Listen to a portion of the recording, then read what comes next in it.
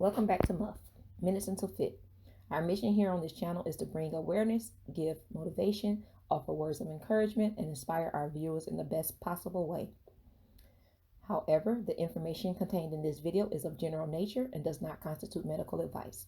Talk to your doctor for your individual circumstances. This week we will be discussing disorders that can arise from incest. Don't forget to hit the like button and subscribe to my channel at the end of the video. Disorders that can arise from incest. Fused limbs, polydactylism. Extra limbs and missed limbs do happen with children of incest. It's not that common, but fused limbs do seem to be more prevalent in children of incest. This is where toes and fingers grow with the skin and flesh around the limbs or digits fused together, making the limbs look webbed. The Vadoma tribe in Zimbabwe has a high occurrence of fused limbs in their feet, giving their feet a unique bird-like appearance. They are sometimes called the ostrich people because of this. Lack of fingernails. Some Mormons practice polygamy have been known to have children that are born without fingernails. Lack of fingernails on all of their fingers. This could be linked to any number of genetic disorders and conditions. Unless certain tests are performed, it's impossible to determine the exact cause. However, we can safely say that the widespread incest in families has something to do with it. The HABSBURG jaw is a genetic condition connected to noble families during the mid-1400s until the 1700s. There was quite a bit of inbreeding. Rather than marrying outside the family, people arranged close marriages to protect their interests. Unfortunately, genetic disorders was the price for doing such a thing. The children started to show long, jutted lower jaws with severe underbites. The worst case of this was found in Charles II of Spain, who had an underbite so severe that he could not speak properly, could not chew, had problems with drooling. In addition, he was infertile and had cognitive disabilities. He learned to talk when he was 4 and walked at 8 years old.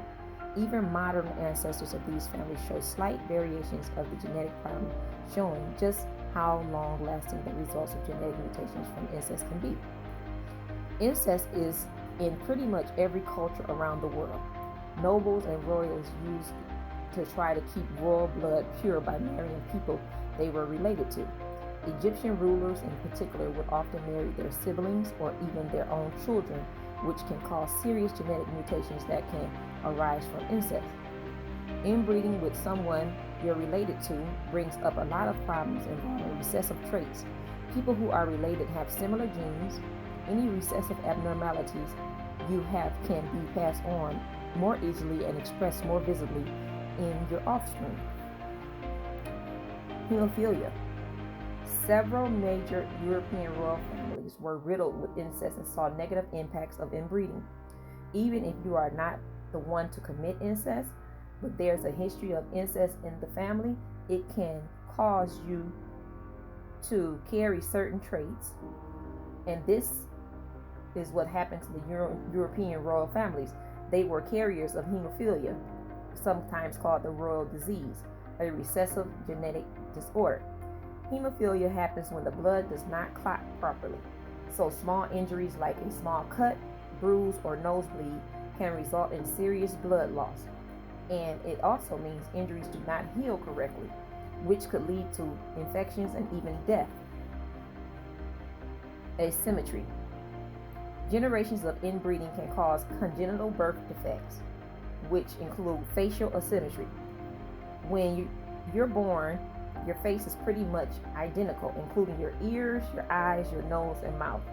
With incestuous offspring, especially after many generations of incest, we start to see both sides of the face don't exactly look the same. Eyes can be higher or lower and may be different sizes. Ears may be uneven and mouth may have a slant to it. The misshapen skulls. You may have noticed that ancient Egyptians' heads look funny.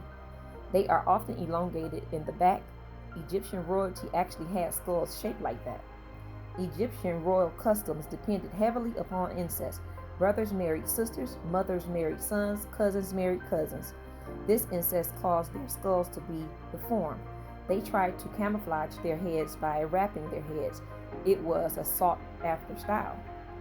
King Tut suffered from such a skull deformation, a cleft palate, a club foot, as well as missing bones in his feet and scoliosis. Microcephaly. Among Pakistani Muslims, intermarrying with close blood relatives, like first cousins, still takes place to this day, and the impact is becoming visible. Microcephaly is a condition where a child is born with an unusually small head. This often means the brain doesn't fully develop, which poses a threat of mild to severe mental disabilities. This is a common disorder in the Pakistani culture due to incestuous relationships. Infertility. Incestuous relationships, often infertile ones, either the baby fails to thrive or the children are stillborn. Children born through incest must have a problem or may have a problem with infertility. Both the sperm and eggs may be negatively impacted, or the reproductive system may simply not function normally, making it difficult to reproduce. Cleft palate. This occurs when the roof of the mouth does not form fully and is thus left open to the sinus passage. This makes eating, swallowing, breathing, and even speaking difficult. This could rise from an incestuous relationship. Scoliosis. Incest makes scoliosis far more likely to occur, even if neither parent expresses the gene. It may arise due to the similarity of the parent's genes. Scoliosis happens when the spine shows abnormal curvature towards one side of the back. This curvature can impact a person's ability to walk or sit comfortably and may require surgery or years of corrective braces to fix. Scoliosis can also happen without the presence of incest. Club foot. Club foot describes a broad range of different abnormalities, but mostly noted by the tendons that connect the foot to the body being too short to allow the foot to rest flat. The bones of the foot are malformed, curled under, and misshapen, usually present at birth, but not solely caused by incest.